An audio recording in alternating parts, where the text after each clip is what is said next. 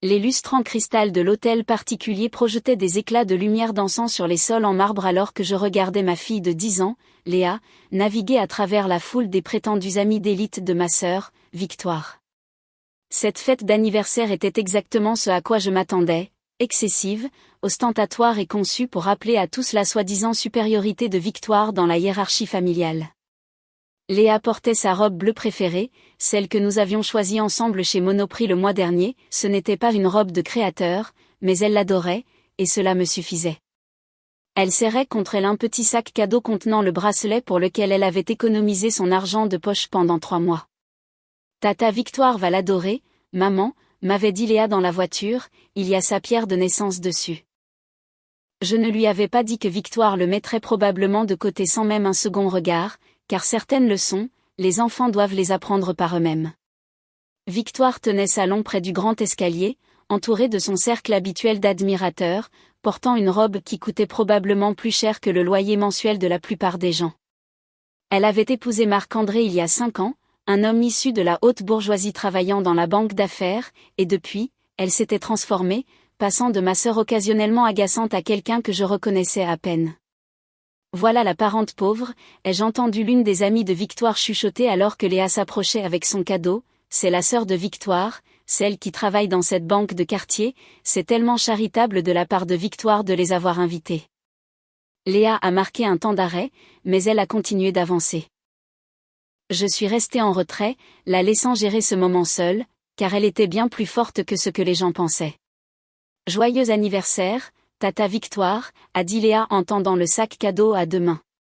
Victoire à peine baissé les yeux, oh, comme c'est mignon, pose-le sur cette table avec les autres, fit-elle en désignant vaguement un coin déjà débordant de paquets luxueux. Je l'ai choisi moi-même, a tenté d'ajouter Léa, mais Victoire s'était déjà détournée, c'est charmant, ma puce. Puis elle reprit sa conversation sans perdre un instant, comme je le disais, Marc-André et moi envisageons une propriété à Deauville pour l'été. J'ai vu le visage de ma fille se décomposer.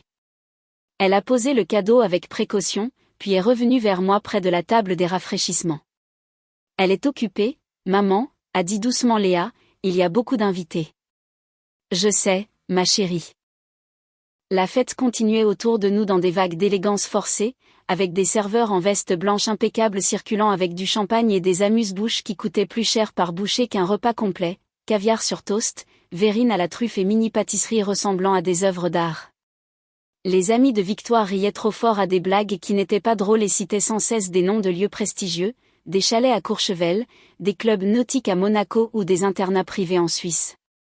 Ma mère s'agitait autour d'eux, essayant de jouer la parente fière et de s'envelopper de cette gloire par procuration. Elle portait sa plus belle robe, celle qu'elle gardait pour les grandes occasions, et dirigeait systématiquement la conversation vers les accomplissements de Victoire, sa maison ou les relations de son gendre, ce qui était pénible à regarder.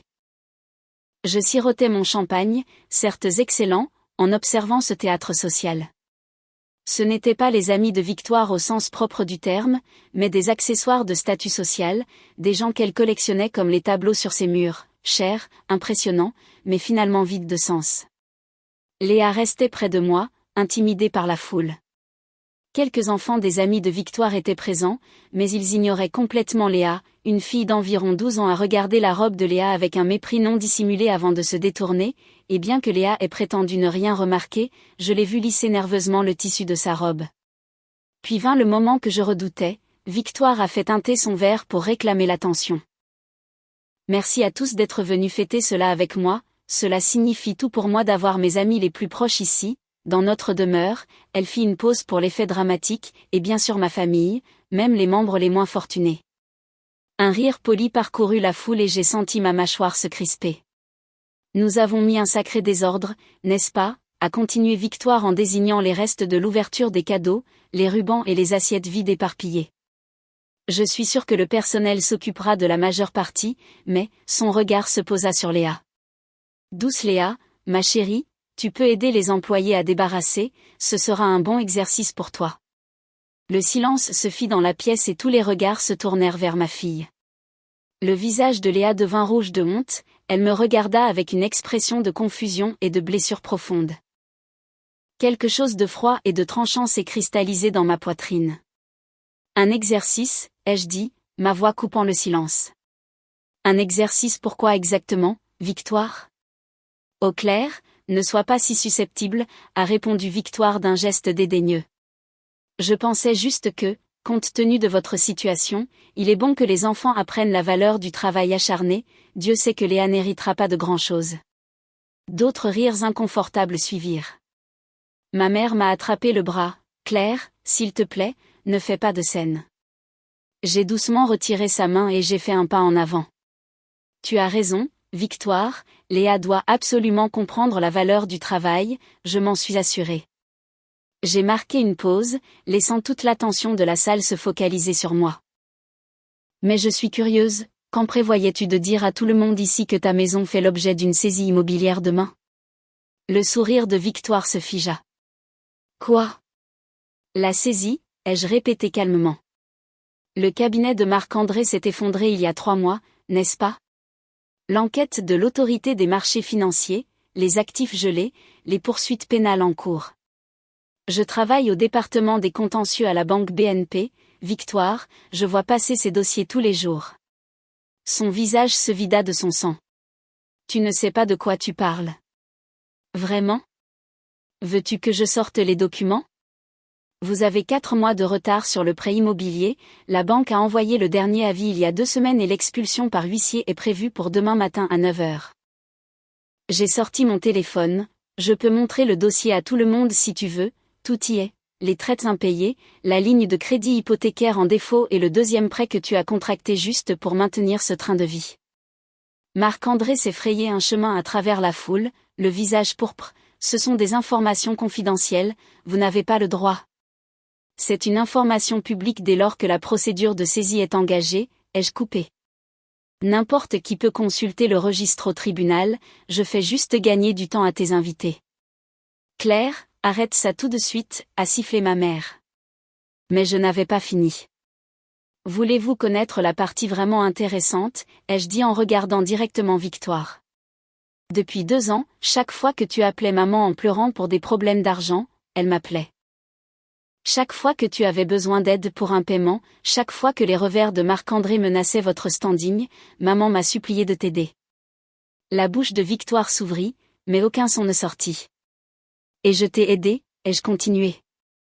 J'ai fait jouer mes relations à la banque, j'ai restructuré vos prêts, je vous ai obtenu des délais de grâce. J'ai passé des heures au téléphone avec les créanciers pour négocier en votre nom. Sais-tu pourquoi la saisie a pris autant de temps? Parce que je l'ai retardé plusieurs fois. Les invités sortaient maintenant leur téléphone, probablement pour vérifier les archives publiques par eux-mêmes. Ce n'est pas vrai, a murmuré Victoire, Marc-André gère nos finances, il me l'aurait dit. L'aurais-tu fait? J'ai jeté un regard à Marc-André, dont le visage était passé du rouge au gris. Ou a-t-il caché l'étendue du désastre parce qu'il était trop fier pour admettre qu'il a tout perdu dans cet investissement pyramidal, celui où il a convaincu 6 de ses clients de le rejoindre? Des clients qui le poursuivent maintenant pour faute professionnelle. Une femme au premier rang a eu un haut le cœur, le scandale des fonds détournés. C'est donc votre mari?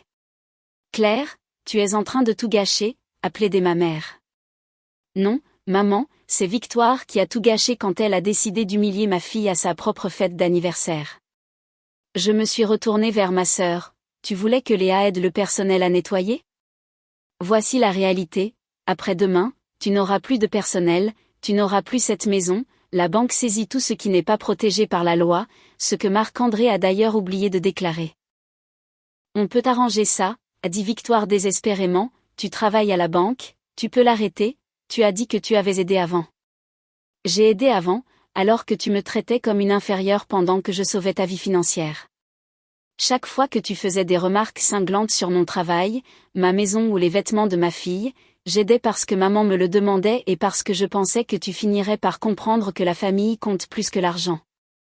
Je me suis approchée de Léa et j'ai posé ma main sur son épaule. Mais tu viens de demander à ma fille, ta nièce, de nettoyer après ta fête comme si elle était une employée, devant tous ces gens, pour lui donner une leçon sous prétexte que nous n'avons pas ton argent. J'ai secoué la tête, alors non, Victoire, je n'aide pas cette fois-ci. La procédure d'expulsion suivra son cours demain comme prévu. S'il te plaît. La voix de Victoire s'est brisée, où allons-nous vivre? Je n'en sais rien, peut-être que tu pourras louer un petit appartement avec ce qu'il vous reste, ou peut-être que vous devrez retourner vivre chez maman, ai-je haussé les épaules. Tu découvriras peut-être à quoi ressemble le vrai travail quand tu devras chercher un emploi sans fond de roulement pour te soutenir. Marc-André a fait un pas menaçant vers moi, espèce de... Fais attention, ai-je dit froidement.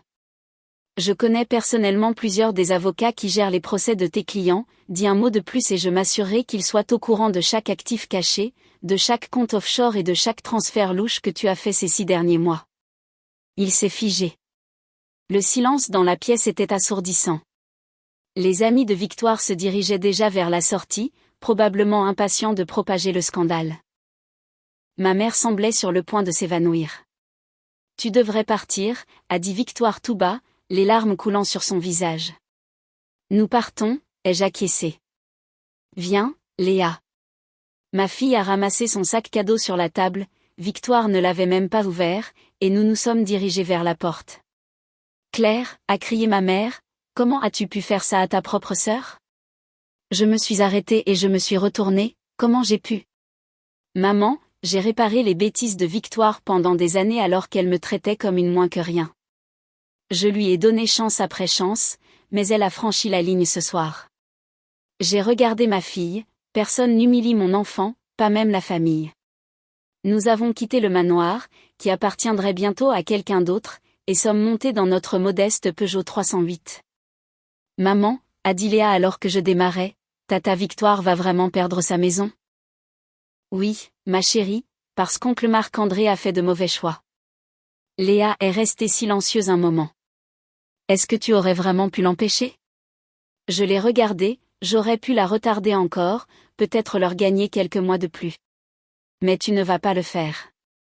Non, parce qu'elle avait besoin d'apprendre que les actes ont des conséquences, que maltraiter les gens finit par nous rattraper, et que la famille n'est pas une question d'argent, de maison ou de statut, mais de respect, d'amour et de soutien mutuel. Léa a hoché la tête lentement, est-ce que mamie est fâchée contre toi? Probablement. Est-ce que tata Victoire s'en sortira? Finalement, elle devra s'adapter à une vie différente, mais elle survivra, parfois. Perdre tout est le seul moyen pour les gens d'apprendre ce qui compte vraiment. Nous avons roulé en silence pendant un moment, puis Léa a dit, « Maman, je suis contente qu'on ne soit pas riche comme tata Victoire. » J'ai souri, moi aussi, ma puce, moi aussi. Le lendemain matin, j'ai reçu 3 appels, le premier de ma mère hurlant sur la loyauté familiale, le deuxième de Victoire suppliant pour de l'aide, et le troisième de mon patron à la banque confirmant que l'expulsion s'était déroulée comme prévu. J'ai supprimé le message vocal de ma mère sans l'écouter en entier, j'ai envoyé l'appel de Victoire sur répondeur et j'ai dit à mon patron que tout avait été géré de manière appropriée et selon les règles. Ensuite, j'ai emmené Léa manger des crêpes dans notre petit café préféré, celui où nous connaissions le nom de tout le monde et où tout le monde connaissait le nôtre, là où la nourriture était honnête et où personne ne se souciait de ce que vous portiez ou de l'argent que vous aviez. Ce soir-là, Léa m'a apporté son cadeau non ouvert. Je veux toujours donner ça à tata Victoire un jour, a-t-elle dit, quand elle sera prête à s'excuser. J'ai regardé ma fille avec fierté, c'est très mûr de ta part, ma chérie. Tu dis toujours que les gens méritent une seconde chance, m'a rappelé Léa. Mais ils doivent d'abord la mériter, ai-je ajouté. J'ai appris plus tard que Victoire et Marc-André s'étaient installés dans un petit 3 pièces de l'autre côté de la ville. Marc-André a trouvé un emploi dans un cabinet de second rang, le seul endroit qui acceptait de l'embaucher avec sa réputation entachée, et Victoire a commencé à travailler dans la vente, chose qu'elle n'avait jamais faite de sa vie. Ma mère ne m'a pas parlé pendant 2 mois, quand elle a fini par m'appeler, elle ne s'est pas excusée, mais son ton était différent, plus calme, plus respectueux. Victoire m'a envoyé un SMS 6 mois plus tard, « Je suis désolée pour tout, je comprendrai si tu ne peux pas me pardonner. » Je n'ai pas répondu immédiatement car certaines blessures demandent du temps pour guérir, mais quand l'11e anniversaire de Léa est arrivé, j'ai envoyé à Victoire une invitation pour une petite fête chez nous. Rien d'extravagant, juste la famille et les amis proches, des pizzas et un gâteau. Elle est venue et elle a apporté un cadeau attentionné, rien de cher, juste un livre que Léa avait mentionné vouloir lire. Elle est restée discrète pendant toute la fête, observant Léa rire avec ses amis et moi servant la nourriture sans aucun domestique, célébrant simplement et joyeusement. Au moment de partir, Victoire m'a serré dans ses bras. « Merci », a-t-elle chuchoté. « Pourquoi ?» Pour m'avoir appris ce que j'aurais dû apprendre il y a bien longtemps, elle a essuyé ses yeux. « J'ai été tellement horrible avec toi, et avec Léa, je suis désolée. »« Je sais », ai-je répondu, « on va y arriver, mais cela prendra du temps. » Elle a hoché la tête et est partie dans sa vieille Toyota d'occasion, bien loin des voitures de luxe qu'elle conduisait autrefois. Léa s'est approchée de moi alors que nous regardions Victoire s'éloigner. « Tu penses qu'elle a vraiment changé ? » Je pense que tout perdre lui a donné une chance de découvrir qui elle est vraiment, ai-je dit, qu'elle change ou non dépend d'elle, mais au moins maintenant elle en a l'opportunité. C'est bien, a dit Léa, tout le monde mérite une chance de devenir meilleur. J'ai serré ma fille contre moi, reconnaissante pour sa sagesse et sa bonté, des qualités qu'elle n'avait pas apprises de la richesse ou du statut, mais de la compréhension que la vraie valeur vient de la façon dont on traite les gens, surtout quand on n'a rien à y gagner. L'hôtel particulier a été vendu aux enchères à un entrepreneur de la tech. Victoire et moi reconstruisons lentement notre relation, prudemment. Ma mère a fini par admettre que j'avais eu raison, même s'il lui a fallu beaucoup de temps pour le dire à voix haute. Léa a grandi en comprenant que l'argent peut être perdu, que les maisons peuvent être reprises et que le statut ne signifie rien à la fin. Ce qui compte, c'est le caractère, l'intégrité et de ne jamais oublier d'où l'on vient ni qui nous a aidés en chemin. Quant au bracelet que Léa avait acheté, Victoire l'a finalement ouvert un an plus tard. Pour son anniversaire suivant, elle a pleuré en le voyant, l'a mis immédiatement et ne l'a plus quitté depuis. Parfois, les leçons les plus dures sont les plus précieuses, et parfois, le plus beau cadeau que l'on puisse faire à quelqu'un, c'est la vérité, même quand elle lui coûte tout.